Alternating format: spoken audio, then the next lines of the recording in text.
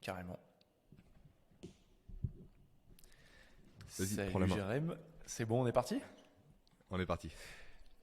Dans l'épisode précédent, ça fait, ça fait vachement série Très américaine. livre dans Papapreneur.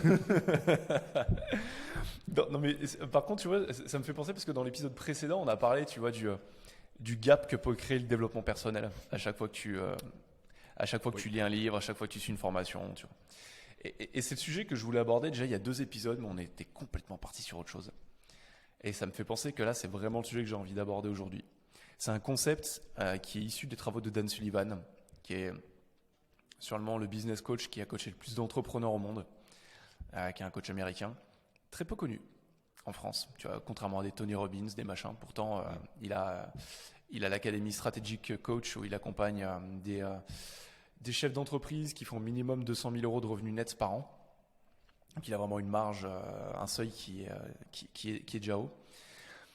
Et il a cette idéologie du gain et du gap. C'est vraiment une dynamique d'esprit selon laquelle, quand tu l'as comprise, quand tu l'appliques dans ton quotidien, dans ton business, alors, a changé énormément de choses pour moi, a changé beaucoup de choses pour des clients aussi.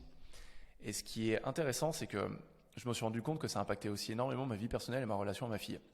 Et c'est pour ça que je trouve que c'est intéressant d'en parler, tu vois, dans Papapreneur.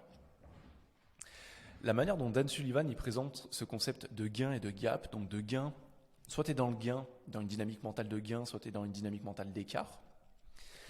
C'est de la manière suivante. Disons que, je me souviens aussi que dans l'épisode précédent tu présentais ce concept de se dire c'est bien de se fixer des tests à 90 jours quand tu te fixes des objectifs, quand tu changes une habitude, tout ça. Et je suis entièrement d'accord, moi c'est ce que je préconise à mes clients. Parce que c'est une durée suffisamment longue pour pouvoir voir des résultats et suffisamment courte pour dire ça fonctionne pas, je pivote. Mais disons que tu te fixes un objectif de il faut que je fasse 1000 euros à la fin des 90 jours. C'est vraiment un exemple. Je vous souhaite à tous de faire plus de 1000 euros de chiffre d'affaires en 90 jours. Mais ce qui est intéressant là-dedans, c'est que tu dis à J0, tu as 0 euros de chiffre d'affaires. L'objectif, l'idéal, c'est qu'à J plus 90, tu sois à 1000 euros. Une fois que tu arrives à J plus 90, il y a la réalité, ce que tu as fait. Dans cet exemple, on va dire que tu as fait 700 euros, non pas 1000. À J0, on est à 0 de chiffre d'affaires. À J plus 90, on veut être à 1000, mais la réalité, c'est qu'on est à 700. Ces 700, c'est la réalité, c'est notre niveau de réussite. Et il y a 2 manières de l'évaluer. Soit tu l'évalues comme la majorité des personnes, par rapport à ton idéal. Donc tu dis, j'ai fait 700, je voulais être à 1000, donc il me manque 300. Sa méthode d'évaluation, c'est ce que Dan Sullivan appelle être dans le gap, être dans l'écart. Où tu es constamment en train de dire, j'ai un idéal que je vise, et je suis tout le temps en train de courir après cet idéal par rapport à mon niveau de réussite actuel. Et ce qui est intéressant, c'est que ce gap, il se matérialise même quand tu as atteint ton idéal. Parce qu'une fois, imaginons qu'à J plus 90, tu as réussi ton objectif de 1000. Et tu vas vouloir 1002. Tu vas pas dire j'ai fait 1000, c'est cool. Tu vas vouloir 1002, tu vas vouloir 1005, tu vas vouloir 2000 pour le prochain. Moi, je l'ai constaté avec des clients avec lesquels je travaillais quand j'étais en banque privée où ils arrivaient, on va dire, pareil, on va prendre un chiffre rond avec 1 million d'euros, parce que c'était le seuil pour travailler avec nous. 1 million d'euros d'avoir à investir. Et ils voulaient les investir en se disant, tiens, j'ai un objectif de se dire, dans 1 ou 2 ans, j'aimerais bien avoir 1,5 million. Et quand j'aurai 1,5 million, je me sentirai suffisamment en sécurité. Et quand tu fais le point, même peut-être au bout d'1 an, ils ont la 1,5 million, ils disent ouais, mais je pense que c'est pas suffisant, j'aimerais avoir 2 millions, 2,5 millions. Là, je me sentirais suffisamment en sécurité. Mais une fois qu'ils ont les 2 millions, 2,5 millions, en fait, ils se sont mis entre-temps à fréquenter d'autres personnes, avec quelqu'un qui a un plus gros bateau qu'eux, un plus gros avion qu'eux, une autre maison en Grèce ou je ne sais quoi, et se dire je suis rentré dans cette cour, mon idéal a changé. Donc 2 millions, 2,5 millions, dans la catégorie socio-professionnelle, socio-économique dans laquelle je suis, c'est plus exactement suffisant à mes yeux et j'ai envie de plus. Et en fait, ça c'est une dynamique d'esprit. Quand on évalue son niveau de réussite actuel à son idéal, on est systématiquement dans une dynamique d'écart. Et ce qui est pour moi fondamental à comprendre là-dedans, c'est que c'est ce qu'on fait au quotidien. On a tous des idéaux de salaire, des idéaux de chiffre d'affaires, des idéaux de revenus, des idéaux d'investissement, des idéaux de voitures, de maisons, d'amis qu'on devrait fréquenter, de personnes qu'on devrait fréquenter dans notre quotidien. Mais ce dont on se rend difficilement compte, c'est que cet idéal, c'est une cible mouvante. Et qu'en fait, cet idéal, il est tout le temps en train d'évoluer. Et on est donc tout le temps en train de courir après quelque chose qui finalement ne fait qu'évoluer et qui ne sera jamais atteint. C'est ce que les Américains appellent la rat race. Et j'aime beaucoup, je ne sais plus qui est-ce qui le dit, mais de se dire que dans la rat race, même si tu la gagnes, à la fin, tu restes un rat. La deuxième, c'est pas Robert Kiyosaki, par exemple, par hasard? C'est possible, je ne sais plus, c'est peut-être Peter Thiel ou Robert Kiyosaki, je ne sais plus. Et par contre, ce qui est intéressant, c'est qu'il y a une deuxième dynamique, la dynamique de gain. J0, tu as 0 de chiffre d'affaires, J90, tu vises les 1000, J plus 90, ton niveau de réussite, c'est 700. Tu peux très bien te dire que, au lieu d'évaluer mon niveau de réussite actuel par rapport à mon idéal, je l'évalue par rapport à mon point de départ. Et de se dire que oui, j'aurais voulu faire 1000, mais la réalité, c'est que j'ai fait 700 et que j'ai quand même fait 700 par rapport à 0 à la base. Donc j'ai quand même gagné 700. J'ai pas perdu, il me manque pas quelque chose. J'ai réussi à créer quelque chose. Et ce qui est hyper intéressant, c'est que quand tu prends cette habitude de tout le temps regarder, jour après jour, semaine après semaine, mois après mois, trimestre après trimestre, année après année, les gains que tu as dans ta vie en général, tu renforces ta motivation intrinsèque. La motivation intrinsèque, elle est différente de la motivation extrinsèque, donc tu as la motivation interne et la motivation externe. La motivation interne, c'est les raisons pour lesquelles tu fais ce que tu fais au quotidien. Ça reboucle avec l'élément qu'on a vu la semaine dernière, comme quoi le cerveau est égoïste. Exactement. Le but, c'est de dire pourquoi est-ce que je fais les choses. Dans la pyramide de Maslow, le sommet de la pyramide, c'est l'épanouissement de soi. Donc effectivement, on peut voir ça comme le summum de l'égoïsme, mais c'est juste de penser à soi et de dire comment est-ce que je peux m'épanouir. Tu vois, spirituellement, je pense qu'on est en fait un esprit dans un corps de chair et que volontairement, ce qu'on cherche à faire, c'est à sortir de ce corps. Tu vois, c'est cette idée de se dépasser, tout le temps grandir. Et fondamentalement, la réalisation de soi, l'épanouissement de soi, c'est ça. C'est répondre à ses propres besoins spirituels, émotionnels, à sa motivation intrinsèque. Cette dynamique de gain, elle est hyper importante parce que quand tu es dans une dynamique de gain, en fait, tu pars du principe que tout ce qui t'arrive dans la vie, c'est un levier de croissance. Tout ce qui t'arrive dans la vie, c'est quelque chose qui te permet de grandir au final. Quand tu es dans une dynamique d'écart, c'est tu pars du principe que tout ce qui t'arrive dans la vie, c'est ce que tu aurais aimé qu'il arrive. Et donc tu es tout le temps en fait dans le futur. Tout le temps ça aurait dû se passer comme ça. Ça aurait dû faire ci. Et ça crée une frustration énorme. Ce qui est hyper intéressant, c'est que je me rends compte qu'en fait, ça fonctionne avec les êtres humains. Dans nos relations. Avec Jérémy, on aime bien les exemples un peu dégueux avec nos enfants. On va parler caca 2 minutes. Avec ma femme, ça fait 1 an qu'on se bat pour que notre fille arrête de faire caca dans sa couche. Le problème, c'est qu'elle a eu une mauvaise expérience l'été dernier. La première fois où elle s'est dit tiens, je vais faire caca sur le pot, elle était constipée, elle a eu mal, donc depuis elle est traumatisée. Elle a peur d'avoir mal. Et donc à chaque fois, vu que ça fait 1 an, ça commence un peu à nous taper sur les nerfs avec ma femme. Et des fois le soir, on est fatigué, elle va se coucher, c'est 8h30, elle dit tiens, j'ai envie d'aller aux toilettes. Et on se dit mais c'est pas possible, allez, tu vas sur les toilettes. Non, je veux aller dans la couche. Et tu dis non, une petite fille de 4 ans, ça devrait faire caca dans les toilettes, machin. Et ça en fait on fait tout le temps. Une petite fille de 4 ans, ça devrait. Un cofondateur, ça devrait. Un mari, ça devrait. Une femme, ça devrait. En fait, quand on est dans cette dynamique, on est dans une dynamique d'écart, où on réagit à ce qu'on penserait que la personne devrait faire. On réagit à une histoire qui est fausse, où nous, on voudrait que les choses se passent de telle manière. Et à chaque fois qu'on est dans cette dynamique d'écart, ça crée de la frustration, ça crée de la colère, ça crée une déconnexion de la réalité. De se dire les choses devraient être comme ça. Sérieux ? Si les choses sont comme ça, c'est qu'elles sont comme ça. En se disant qu'elle devrait être différente, on se bat contre la réalité. Et c'est quelque chose que j'ai déjà dit plusieurs fois, je pense, dans le podcast. On peut se battre effectivement volontairement contre la réalité. On a seulement 100% de chance de perdre. Alors que quand on se met dans cette dynamique de gain, de se rappeler qu'on construit les choses petit à petit et que tout ce qui nous arrive est un axe de croissance et que la réalité est comme elle est, que le but c'est juste d'avancer un peu chaque jour, notre motivation, elle s'auto-nourrit, notre positivité s'auto-développe. Et ça, quand tu es entrepreneur, c'est hyper important. Et quand tu es papa aussi, parce qu'une fois que tu as accepté que tes enfants ils sont d'une certaine manière et que tu ne peux pas te battre contre leur comportement et que ce qu'ils font, c'est juste la manière naturelle et la manière parfaite d'ailleurs dont ils ont de faire une action avec les outils qu'ils ont, avec le niveau de connaissance qu'ils ont, que c'est juste toi, ton discours interne et l'histoire que tu es en train de raconter qui est en dissociation avec la réalité, tout est plus simple. Et vu que toi, tu es dans cette dynamique de gain, tu leur enseignes aussi à être dans cette dynamique de gain. Alors que quand tu enseignes à tes enfants à les choses devraient être comme ça, tu devrais faire les choses différemment, tu devrais machin patati patata, bah déjà tu joues sur le niveau de confiance de l'enfant et tu lui inculques indirectement ce que tout le monde nous a inculqué dans la société aujourd'hui, à regarder tout ce qui ne va pas, à tout ce qui devrait être différent. Et comment tu opères le switch entre les deux ?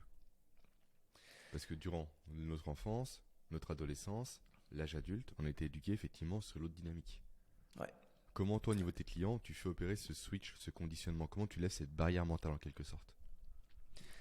Pour moi, le plus efficace, en fait, c'est une trame que j'ai partagée. La semaine dernière, j'ai sorti une série de 3 vidéos justement sur YouTube. Pour ceux qui veulent aller voir, je mets en téléchargement la trame que je vais vous présenter. Comme ça, vous avez un pense-bête. Je demande même pas d'email dedans. C'est pas mon style. Vous avez juste qu'à la télécharger. C'est sur un Google Drive. C'est 4 questions à se poser tous les soirs. Il y a 2 choses. Pour améliorer sa performance et son niveau de positivité, tu vois, on parlait la dernière fois du bon optimiste.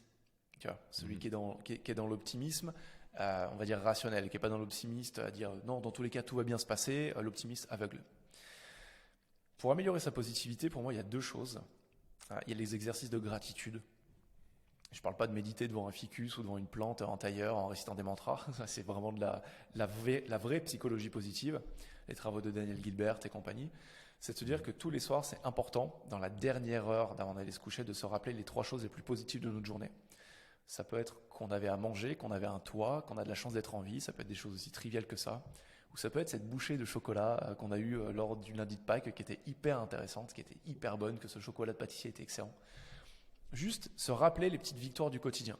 Ça, c'est des exercices de gratitude basiques. Par contre, pour vraiment créer une scission dans notre manière naturelle, enfin c'est pas vraiment naturel, mais on va dire, je pense qu'il y a une partie naturelle, mais il y a aussi une partie culturelle et sociale qui nous pousse dans cette dynamique d'écart, de se comparer aux autres, de voir tout ce qui va mal, tout ce qui devrait être différent, et passer dans une optique, à une dynamique de gain. Ça passe par 3 leviers.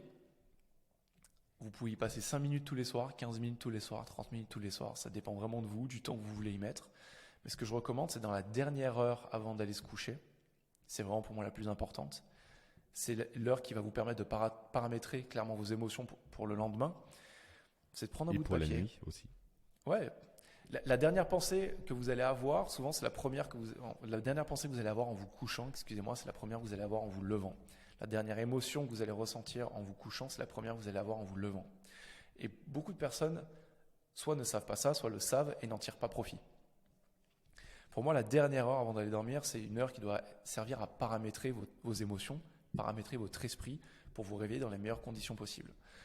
Et c'est là où en fait on peut créer cette rééducation de passer de l'écart au gain. Tous les soirs, moi, ce que je fais, c'est que j'ai un carnet de journaling. Alors, c'est pas un journal intime. Quand j'en parle à mes clients, ils me disent « tiens, tu tiens un journal intime ?» Je fais « non, c'est quelque chose de très structuré. » Où tous les soirs, en une ligne, je vais me dire « tiens, comment je me sens ?» Pas comment je me suis senti de manière globale dans la journée, mais comment je me sens au moment où j'ai ce carnet dans les mains. Je suis calme, je suis frustré, je suis nerveux, je suis en colère, je suis exaspéré. Mettez un mot précis sur votre niveau émotionnel, votre intensité émotionnelle. Le but, c'est pas de savoir pourquoi vous êtes comme ça, c'est juste de le dire. Par exemple, hier soir, c'était « je suis en paix ». Juste en dessous, j'attaque la deuxième étape, je mets gain, 2 points, Et je vais lister à minima, je dis bien à minima, ça peut être beaucoup plus, mes 3 gains de la journée. Hier, ça peut être, j'ai enfin lancé mon blog. Ça fait quelques semaines, j'en parle à Jérémy, je me dis j'en ai marre de faire qu'une newsletter, j'ai envie d'avoir un blog avec des articles plus concrets, des choses qui soient disponibles pour mes clients. Hier, je l'ai mis en ligne. C'est un gain. Un autre gain, c'est que j'ai pensé à faire mes exercices de rééducation pour ma hanche. Ça faisait 2 jours que je passais à travers, hier je l'ai fait. Ça peut être des choses aussi importantes, vous voyez, qu'un plan stratégique, un axe stratégique de votre boîte, et aussi trivial de se dire, j'ai pensé à prendre 5 minutes pour moi pour faire des exercices de rééducation de ma hanche avec mes élastiques. Autre chose, hier midi, j'avais ma fille à manger, parce que normalement j'ai tous les vendredis, mais ce midi, je peux pas le vendredi, je pouvais pas l'avoir, donc je l'ai pris le jeudi. Ça fait très cannibale comme phrase. Oui, j'ai emmené ma fille à manger, ouais, c'est vrai. Donc on est parti manger ensemble. Et on a pris le temps de jouer dehors, il faisait beau, c'est le début du printemps, d'aller manger un sandwich parce qu'elle aime bien ça, et de jouer dans des jeux avant de la ramener à l'école. C'est les 3 gains. Pourquoi ce sont des gains? Parce que, le premier blog, c'était un axe stratégique que je voulais développer depuis longtemps, je l'ai fait. Donc j'ai gagné quelque chose, j'ai passé un cran, je ne peux pas revenir en arrière. Pourquoi est-ce que m'entraîner pour ma hanche, c'est un gain?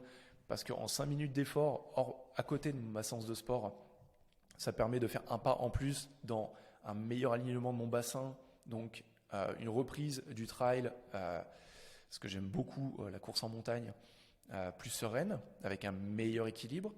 Pourquoi est-ce que passer du bon temps avec ma fille, c'est un gain? Parce que si je me projette dans 20 ans, quand j'aurai 50 ans, c'est un moment que je crèverai d'envie de revivre et que je ne revivrai pas. Parce que dans 50 ans, j'aurai 55 ans et je ne pourrai pas revivre ce moment avec ma fille. Et pour moi, c'est un gain. La dynamique de gain, c'est ça, tu vois, c'est de voir les petites victoires du quotidien, de voir les pas qu'on fait en avant. Et il peut y en avoir beaucoup plus. Hier, j'en avais que 3. C'est la 2e étape. La 3e étape, c'est quelle est ma victoire de la journée. Ça peut être un des gains, ça peut être quelque chose de totalement différent. Là, on est dans la période de Pâques, ça peut être de se dire, après 3 jours avoir fait que bouffer du chocolat, j'ai cassé la boucle et aujourd'hui, je crevais d'envie d'en manger et je n'en ai pas mangé. Ça peut être ça, ma victoire de la journée. Ça peut être quelque chose d'aussi trivial. Ça peut être de se dire, j'ai signé un super gros deal avec un client. Ou, d'habitude, je fais des reps en développé couché à 80 kg. Aujourd'hui, j'ai poussé à 85. C'est ma victoire. Ou, j'ai jamais fait de sport et aujourd'hui, j'ai fait 10 pompes. Ça, c'est ma victoire du jour. Première étape, mon état émotionnel. 2e étape, quels sont mes 3 gains de la journée. 3e étape, quelle est ma victoire de la journée. Et enfin, la 4e, c'est vraiment ce qui te permet de boucler la boucle. Quelle sera ma victoire de demain? Ma victoire désirée. Et aujourd'hui, tu vois, hier je te disais, je mettais en ligne mon blog. Pour moi, ma victoire d'aujourd'hui, c'est là, j'ai ouvert un club d'entrepreneurs avec 3 potes sur Romans. On a le 2e événement ce midi et on met en place quelque chose de dire, moi je suis le seul coach, je suis qu'avec des entrepreneurs. C'est que je prenne une prise de parole de 5 minutes pour lancer le repas avec une idée puissante et impactante. Et hier soir, je me suis dit, ma victoire de demain, c'est de bouleverser tous ceux qu'il y a dans la pièce. J'ai envie que les 3 questions que je vais leur poser, les 2-3 réflexions que je vais apporter, c'est horrible à dire, mais leur pourrissent leur week-end. Tu vois, qu'ils se disent, mais ok, il m'a retourné le cerveau, qu'est-ce que je peux faire de différent dans mon business pour avoir plus de kiff, par exemple, tu vois. Des questions à la con, mais qui sont fondamentales et qu'on se pose jamais. Cette dynamique en 4 étapes, quand tu l'as fait tous les soirs, là je le fais avec 3 clients en ce moment, ça te permet très rapidement, c'est quelque chose d'assez addictif, en à peine une semaine, 10 jours, de passer dans cette dynamique de gain. Parce que c'est tellement agréable de faire ça, que quand tu le fais pas, tu as une envie, c'est de le faire, de dire putain merde, je l'ai pas fait. Clairement, tu vois, hier je te disais, j'ai mis que 3 gains parce que j'allais me coucher, c'était 22h10. Je suis arrivé dans mon lit, je me suis dit, j'ai pas fait mon journaling, je me suis mis dans mon lit, je me dis c'est pas grave, je le ferai demain. Je me suis relevé, je suis allé dans la cuisine, j'ai allumé la lumière, je l'ai fait en 3 minutes, je me suis dit non, c'est important. Parce qu'il ne faut pas briser la boucle. Plus tu le fais, plus ça devient addictif, plus tu le fais, plus en fait ta motivation intrinsèque, elle grandit d'elle-même. Parce que si jamais tu loupes tes objectifs à 90 jours, que tu te plantes parce que c'est ça le plus important, tu n'as pas été avec des œillères pendant 90 jours à être focus uniquement sur ta target.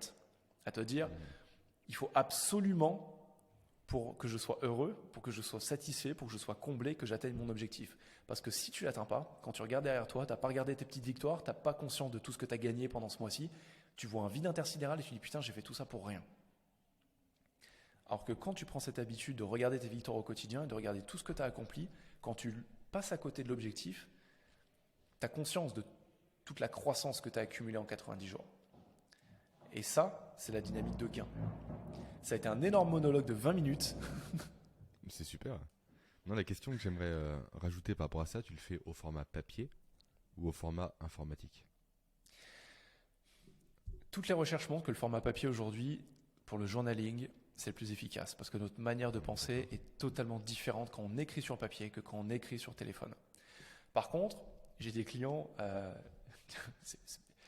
je le dis de manière gentille, qui sont des geeks, qui sont des profils d'ingénieurs, qui sont des personnes dans la tech et qui font tout sur Notion, qui font tout sur leur ordinateur. Et comme je leur dis, je préfère que ce soit fait que ce ne soit pas fait. Donc si vous préférez le faire sur une note, sur une app de prise de notes, sur Notion, faites-le. Si pour vous c'est mieux, faites-le. Si pour vous c'est le meilleur moyen de le faire, faites-le de manière digitale. Néanmoins, on réfléchit totalement différemment quand on écrit sur papier. D'ailleurs, tu vois, le système scolaire suédois, j'ai juste dit en quelques secondes, le système scolaire suédois avait totalement arrêté l'écriture il y a 5-6 ans et était passé sur de l'enseignement 100% digital, sur de la prise de notes informatique. Depuis 1 an, ils sont en train de totalement revenir là-dessus. Ils reviennent sur l'apprentissage de l'écriture cursive et sur la prise de notes parce qu'ils se rendent compte de l'importance que ça a sur l'évolution des enfants. Complètement, mais je te rejoins à 100%, mais c'est vrai qu'à mon niveau, je tiens aussi un journal qui n'est pas aussi, on va dire, structuré que le tien. Effectivement, je note mes victoires, mais aussi mes défaites. Pendant très longtemps, j'ai également noté mon memento mori. Grosso modo, demain, je meurs. Quel serait mon regret si demain, en fait, c'était mon dernier jour, toi? Ne pas avoir assez ma famille, ne pas avoir assez ceci ou cela. Et pendant très longtemps, je l'ai fait au format écrit. Sauf que, n'étant pas structuré dans ce que je fais, en fait, réellement, je décris les choses. Des fois, j'écris plusieurs dizaines de mots, voire centaines de mots. Et écrire à la main me saoulait. En fait, je prenais moins de temps à écrire à la main que je prends de temps à écrire au clavier, parce qu'on est plus efficace au clavier. Et en plus, j'avais tendance à bâcler un peu à la fin des textes, ce qui les rendait complètement illisibles. Donc maintenant, j'ai une super application qui s'appelle Day One, que je ne peux que recommander, qui est dispo sur l'Apple Store, potentiellement ailleurs, je sais pas, qui est un journal du coup en ligne, que l'on peut verrouiller, que l'on peut également faire imprimer, sur lequel également on peut mettre des photos, ce qui est aussi un gros plus. Et en plus, c'est assez addictif parce que ça crée une chaîne, en fait, tout simplement. On le dit souvent, toi et moi, le cerveau humain n'aime pas briser les habitudes, n'aime pas briser les chaînes, n'aime pas briser les routines. Là, je suis à plus de 700 entrées consécutives, quasiment 800, je crois. Donc ça fait plus de 2 ans que tous les jours, je fais mon journal. Ce qui, du coup, a créé une très grosse chaîne. Rompre la chaîne me demandera un effort considérable, là où la continuer m'en demande aucun. Et en plus, ça présente le bénéfice Day One. Donc là, je prêche pour ma paroisse, de faire un peu comme Facebook avec la partie souvenirs. Où on peut effectivement en un clic voir les notes que j'ai écrites il y a 1 an en arrière ou 2 ans en arrière. Et du coup c'est intéressant parce qu'on rentre dans la dynamique de gain. Parce qu'on peut voir précisément où on était et là où on est. Je crois que j'en ai déjà parlé sur le podcast, mais à une époque j'ai consulté il y a plusieurs mois en arrière et j'ai vu aujourd'hui, je suis content, donc c'était il y a plus de 2 ans, j'ai fait 1500 € de chiffre d'affaires. Et je m'en réjouissais. Et maintenant je vois mon évolution, je dépasse largement ce seuil-là. Sauf quand vraiment si je m'arrêtais à la photographie de l'instant T, je me serais pas rendu compte que réellement j'ai fait un gros gain entre A-2, donc année -2 et aujourd'hui.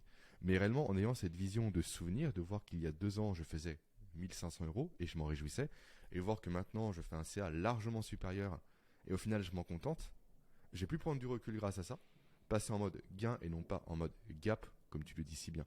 Donc l'avantage aussi de l'informatique, quand c'est bien fait et quand ça permet effectivement cette notion de souvenir, comme c'est le cas chez Day One à nouveau, je pense qu'il y a d'autres applications mais je ne les connais pas, permet effectivement de favoriser cette dynamique de gain et de gain et non pas de gap, comme tu l'as très bien dit tout le long de l'épisode. Donc c'est la précision que je vais apporter, mais effectivement le papier de base au niveau cognitif c'est plus intéressant. Là on est clairement d'accord, mais c'est vrai qu'au niveau pratique, même quand tu pars en vacances, en fait tu as constamment ton téléphone ou ton ordinateur dans le meilleur des cas à portée de main pour faire ton journal. Là où tu n'as pas constamment des fois ton petit carnet etc, si jamais c'est un carnet que tu suis de A à Z sur une année, tu vois. Après c'est mon point de vue, encore une fois je prêche pour ma paroisse. Ouais, bien sûr, parce que tu vois, moi je suis un amoureux du papier, même si aujourd'hui j'achète de moins en moins de livres. J'achète que papier, tu les. veux En dire. fait, ouais, j'achète de moins en moins de livres en papier. Je Ouais, les achète beaucoup, tu vois, sur ma liseuse. Et par contre, je sais que quand il y a un livre que j'adore, là j'ai fini un livre que j'adore, un des livres de Dan Sullivan, que je vais Ok. racheter en papier. Parce que tu vois, je me dis aujourd'hui, j'étais le roi de la bibliothèque avant. J'avais plein de livres, des Moi aussi. centaines de livres dans la Mm. bibliothèque. Et maintenant, en fait, je me fais ma bibliothèque de 30 livres. Et c'est les 30 livres les plus importants pour moi. Ouais, Hormis les intéressant. livres de philosophie, les beaux livres que j'aime bien. Mais les livres business, euh, qui sont liés en tout cas moi à mon business, je les limite à 30. Comme ça me prend pas trop de place. Et je sais que dès que je dois en rentrer un, je dois en sortir un. C'est toujours un exercice difficile. Mais tu vois, en tout Mm. cas, ce qui est intéressant, c'est que moi, j'ai pris l'habitude de toujours avoir mon carnet. Quand je pars en vacances, j'ai mon carnet. Toujours. Et l'appli, elle a l'air géniale. Moi, ce que j'aime bien faire, tu vois, c'est que mes carnets, je les garde quelque part. Donc, je prends des carnets pas trop épais. Et de temps en temps, je vais en piocher un. Ouais. Je vais me poser et je vais juste le feuilleter. Et C'est effectivement, génial ça. des fois, je me tape La des barres de rire. sensation est dingue. Ouais. Alors, des fois, je dis je me tape des barres de rire, c'est pas totalement vrai. Des fois, je me tape des barres de rire en me disant, waouh, tu pensais ça il y a 2 ans, mais c'est de la folie. Et des fois, je retombe sur les trucs où je me dis, par contre, tu pensais ça il y a 2 ans et t'en es toujours au même stade, peut-être Ouais. fort te manier, mec, et passe à l'action. Mm. Ça, effectivement, Moi, tu vois, c'est hyper intéressant. j'avais l'équivalent en musculation à mon niveau. J'avais un petit carnet effectivement à la salle où je notais toutes mes Mhm. perfs, mon état émotionnel, etc. Effectivement, quand tu retombes dessus, c'est génial. C'est comme un grimoire en fait. Mm. Tu te replonges dans ton univers d'il y a X années en arrière et c'est passionnant. Ouais. Et c'est vrai que l'informatique, du coup, en simplifiant ça, crée une barrière pour le faire. Parce que c'est tellement simple que tu procrastines. Et Mm. t'as pas cette notion de je scroll dans les années, toi. Là où un papier, effectivement, tu peux scroller, tu peux feuilleter, tu peux aller au hasard. Sur l'informatique, c'est plus compliqué. Et là, je te rejoins à 100%. Ouais. Mais ouais, elle a l'air super cette appli. Tu vois, moi, j'avais le journal pendant un moment, Je connais et pas. Mm. qui est minimaliste, qui était sympa. Mais en fait, j'ai tellement l'habitude depuis 10 ans de tenir des journaux que j'arrive pas moi à Mm. passer sur informatique. Et c'est pas grave, il n'y a pas de bonne ou de mauvaise solution. Ce qui est en fait, comme je le disais, je recommande de le faire à l'écrit, tous ces exercices, le maximum. Du moment où tu réfléchis sur toi, sur ta vie, sur les choses, le mieux c'est de le faire à l'écrit. Enfin, le plus efficace c'est de le faire à l'écrit, le mieux c'est de le faire. Mm. Quel que soit le format. Le plus important en fait c'est de le faire. Complètement. Toi, ça ressemble à ça. Je sais pas si on voit la caméra qui est là. Et du coup, t'as toutes les entrées qui sont là, toi. Ah ouais, c'est vraiment bien fait, t'as un Donc, feed et tout. Ouais, t'as un fil. Donc là, c'est toutes mes entrées, toi. Je sais pas si on va très bien avec les lampes, mais Ouais, bah, on voit qu'il y a des photos, tout tes ça, c'est photos, cool. t'as tout. Et du coup, tu peux effectivement faire imprimer les choses directement. Trop Mais des bien. fois, toi, je mets quasiment rien parce que des fois, effectivement, j'ai pas envie ou j'ai rien à dire. Mais par principe, pour pas rompre la chaîne, j'ai que des fois rien en titre, rien dans le corps du texte. C'est con, Hmm. mais en fait, je veux pas rompre la chaîne qui est derrière. Ouais, je comprends. Ouais, voilà, toi, Mais t'as parce que vraiment des une fois, on n'a affinité. pas grand-chose à dire. Et tu vois, moi, des Mm. fois, je prends mon carnet le soir et, euh, tu sais, je vais pas me flageller si j'oublie un soir. Parce que j'ai compris un truc les dernières années. Je pense qu'après, on s'arrêtera là. On est déjà à 28 minutes, mais Mm. par rapport aux habitudes, aux routines, où j'étais extrêmement dur avec moi, je voulais jamais briser les chaînes. Et pour moi, une habitude qui fonctionnait, c'était une habitude qui était quotidienne. Mhm. Ok. Et en fait, je me rends compte qu'il faut pas être trop rigide non plus avec ses Mhm. routines, avec ses habitudes, que les écarts, ça arrive, que les écarts, ça fait du bien, des fois. Et pour moi, une habitude qui fonctionne, c'est une habitude qu'on tient 80% du temps. Pendant longtemps, tu vois, je zappais un entraînement où je m'étais dit, je m'entraîne jeudi, je m'entraînais pas le jeudi, je me flagellais en me disant, t'aurais dû trouver le temps, t'aurais dû ci, t'aurais dû ça, t'aurais dû machin. C'est pas grave. Du moment où ça devient pas une nouvelle habitude, de tout briser, de dire bon bah j'ai loupé une journée et c'est foutu, comme la majorité des personnes font quand ils démarrent une nouvelle habitude, où ils loupent une occurrence, et donc pour eux c'est qu'ils sont pas à la hauteur, c'est qu'ils n'y arrivent pas et ils zappent. 80% du temps, quand tu arrives à tenir ton habitude 80% du temps, c'est largement suffisant. Il y, a des, il y a des périodes où tu vas la tenir 100% du temps, il y a des moments où tu vas zapper, il y a des jours où j'écris pas dans mon journal, et c'est pas grave. Mais il y a des moments où c'est important, comme hier, où je me suis relevé de mon lit justement pour pas briser la chaîne, parce que pour moi hier c'était important. Mhm. Je comprends. T'as une super application par rapport à ça que je vais partager rapidement à l'écran qui s'appelle Everyday App que tu connais potentiellement. Tac, tac et tac. Pour les gens qui nous regardent du coup et non pas pour ceux qui nous écoutent. voilà, en fait, où effectivement tu coches tes habitudes comme ça, donc là tu les décris. Et ce qui est intéressant, des fois, effectivement, tu peux te dire, bah là, malheureusement, j'ai pas pu. Et plutôt que de briser ta chaîne, en fait, ils ont une option, en fait, effectivement, où tu mets un triangle à la place d'un carré. En fait, ta chaîne continue. En Ok. disant que là, ok, j'ai pas pu le faire. Ou effectivement, je me suis accordé un jour de repos, sans pour autant briser ta chaîne. Du coup, tu gardes cette Psychologiquement, ça fait chaîne-là, pas du cette vide, quoi. constance-là, complètement. Et en plus, ce qui est bien fait, donc, c'est que plus tu avances, plus soit ça noircit quand tu veux vraiment ancrer une habitude, soit ça s'éclaircit quand tu veux en supprimer une mauvaise, tu vois. Ouais, c'est bien fait. Donc tu as aussi un repère qui est visuel par rapport à ça et tout est comptabilisé après à droite juste ici. Cool. Donc c'est une application qui est Everyday. plutôt intéressante. Everyday, ok. Merci pour le partage, je Une app connaissais qui pas, est tu vois. gratuite en plus. Trop bien. Bah, merci Quentin pour cette longue tirade très intéressante. C'est vraiment pris le lead et ça m'allait très bien. J'ai vraiment monopolisé la parole pendant 30 minutes. Non mais c'est très bien, très bien, t'as bien raison. Et la prochaine fois, je pense qu'on parlera ensemble, sauf si c'était un sujet à ton niveau à aborder, mais de la fixation d'objectifs. Et notamment du fait qu'on a très mal appris à les fixer aujourd'hui au niveau neurologique, en visualisant souvent le positif et jamais le négatif, alors que la peur, la crainte, l'anxiété est souvent un moteur beaucoup plus puissant que l'envie et le désir. Donc, Ça va être un j'ai épisode très gros intéressant sujet parce par que rapport à ça. j'ai une vision un peu nuancée de ça, tu vois. La Cool. via Mais en fait, négativa de Nassim Nicolas Taleb, effectivement, je la valide à 100%, on en parlera. mais effectivement, moi, cette Et- notion de, ok, le désir est important pour impulser le premier pas, pour voir au loin le cap que tu as à atteindre, mais pour poursuivre le chemin, la peur est plus efficace. Ah, ça va être un épisode intéressant parce que tu vois, justement, je suis sur un autre biais de Cool, recherche ouais, en ce j'ai hâte moment sur la qu'on puisse en psychologie débattre. et l'impact justement d'intégrer son futur soi dans le quotidien pour atteindre ses objectifs. Ça va être intéressant. En fait, moi, je propose les deux. En fait, je propose vraiment cette visualisation positive et la négative. Ah, mais En les fait, choses de sont pas constamment binaires. les lire toutes les semaines. Comment? C'est ça. Les choses sont pas binaires, les choses vont en parallèle et complètement. c'est ça qui est intéressant. Ah, ça va être cool. Ça va être un bon épisode, ça. Donc, on parlera de tout ça avec grand plaisir la semaine prochaine, mais je crois qu'il faut qu'on décale l'enregistrement. Bon, je t'en parlerai en off. Ouais, Allez. ça marche. À plus, Quentin, et merci pour cet À épisode. très bientôt. Et juste un dernier petit mot, n'hésitez pas à vous abonner au podcast, à le partager à une personne. Et il y a toujours notre micro-formation, notre micro-formation de 2h30, que vous pouvez avoir gratuitement juste en description du podcast ou sur YouTube. Donc n'hésitez pas. Complètement. Allez.